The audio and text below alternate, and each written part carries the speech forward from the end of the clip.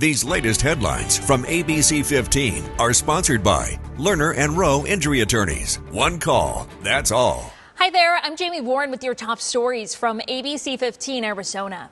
We have an update today from the ABC15 investigators. Southwest Gas has agreed to pay a $2 million fine and make safety improvements to settle allegations of pipeline safety violations after two major gas leaks in 2021.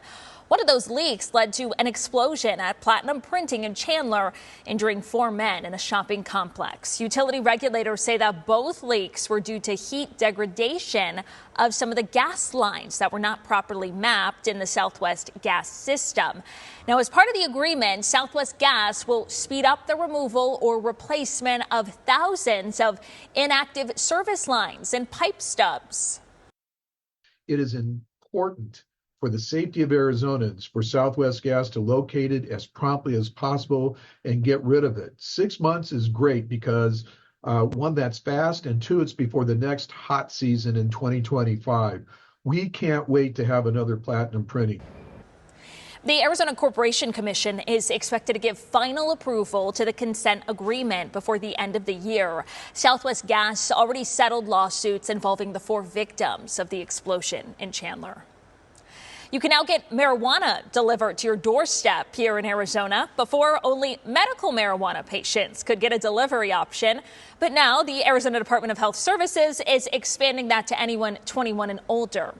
It'll only be offered directly from state licensed dispensaries or through third-party delivery services that they partner with. Local dispensary CEO Michael O'Brien telling ABC15 that this is a big step for normalizing marijuana use and to give people a more convenient option. He says it's taken some time to get to this point because the marijuana industry is highly regulated by our government to ensure safety. I think it's been something that's been eagerly awaited, but just takes some time. Nothing moves fast in our industry. It doesn't, at least seemingly. We deal with a lot of regulation and compliance. And the number one thing that us as licensed operators, as well as the Arizona Department of Health Services, is always looking to ensure is that that the operators, the customers, the consumers of product are always dealing with compliant, safe, tested product. So we did check on this, and according to the Arizona Department of Health Services website, our state currently has 161 licensed marijuana facilities. The start of Phoenix Zoo Lights is just around the corner, and 3 things: renew, reuse, and recycle are among the top priorities for the popular holiday light event. Meteorologist Ashley DiMartino shows us how the Zoo Lights team impacts our Earth, one glittering and bright display at a time.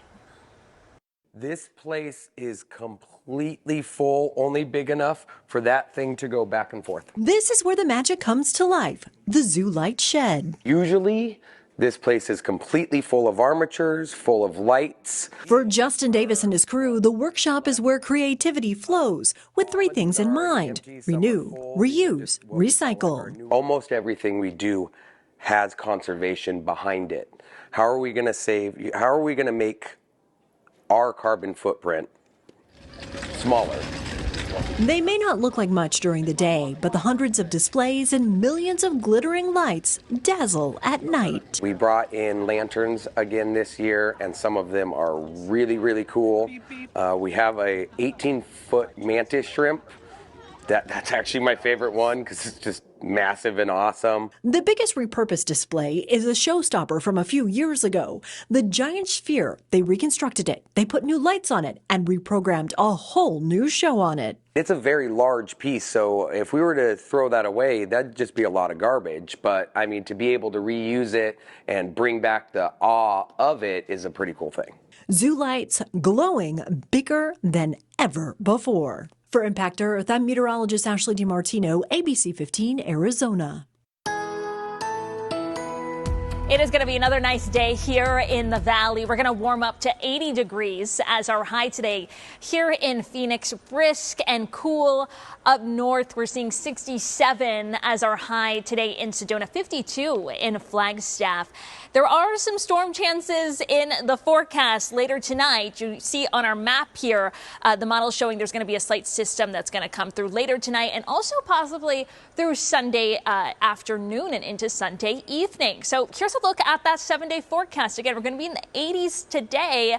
We're going to dip down to 73 degrees on Sunday with those storm chances in the forecast. Looks like things are going to clear up by Election Day. And then on Wednesday, those storm chances will return with a 10% chance and will be at about 76 degrees by then. For the latest headlines, weather, and traffic, you can head on over to ABC15.com or by downloading the free ABC15 mobile app. These latest headlines from ABC15 are sponsored by Lerner and Rowe Injury Attorneys. One call, that's all.